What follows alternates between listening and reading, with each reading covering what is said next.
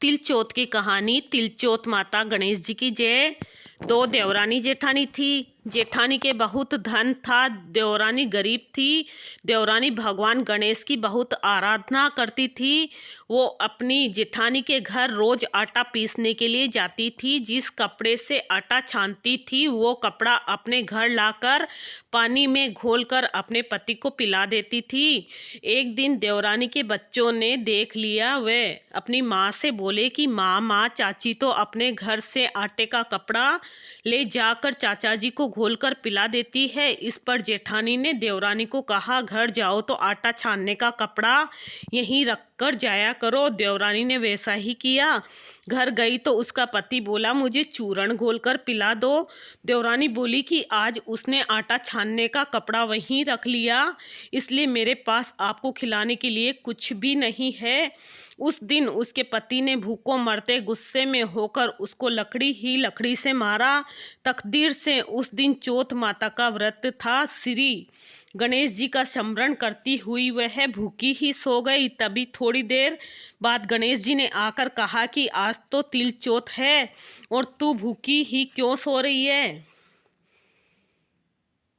तब देवरानी ने सारा वृत्तांत कह सुनाया। तब भगवान बोले कि आज मैंने तिल चौथ होने के कारण चूरमा व तिलकुट्टा बहुत खाया है, इसलिए निमटने की मन में है, सो कहाँ जाऊँ। वह गुस्से में बोली, महाराज बहुत जगह पड़ी है, चाहे जहाँ चले जाओ। गणेश जी ने सारा घर भर दिया। निमटने जाकर बोले, पूछू कहाँ। फिर वह गुस्से में बोली, मेरा ललाट पड़ा है, पहुँच लो।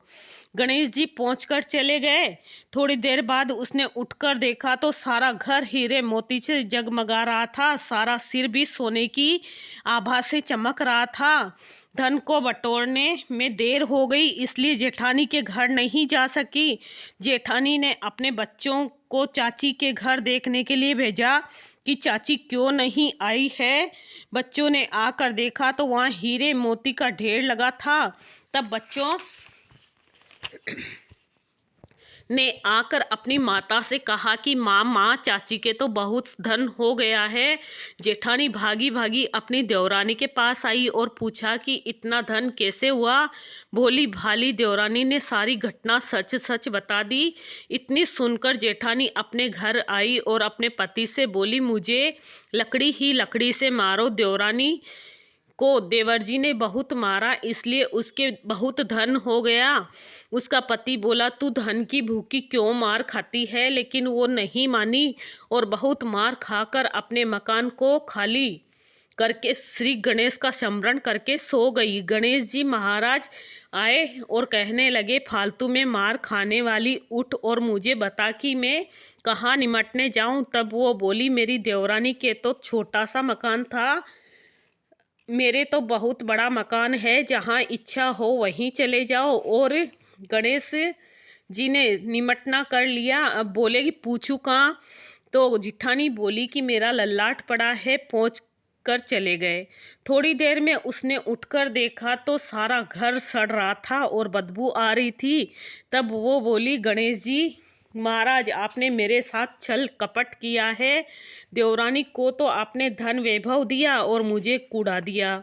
गणेश जी आए और बोले, तूने धन की भूखी मार खाई। जेठानी बोली और क्षमा याचना करने लगी, हे महाराज मुझे तो धन नहीं चाहिए, आप अपना समेटा समेटो। गणेश जी बोले कि तेरे धन का आधा देवरानी को दे, तब अपनी माया समेटूंगा। जेठानी ने आधा धन देवरानी को दे दिया, लेकिन एक सुई नहीं दी। तब भगवान ने एक सुई भी देवरानी को दिलाई। तब भगवान ने अपनी माया समेटी। रिद्धि सिद्धि के दाता है गणेश जी महाराज। जैसा आपने जेठानी के साथ किया वैसा किसी के साथ नहीं करना। जैसा देवरानी के भंडार भरे वैसे सबके भरना। कहने सुनने हुंकारा भरने वाले सबकी मनोकामना पूरी करना। बोलो गणेश जी भगवान की जय। चौथ माता की जय। चौथ माता की जय।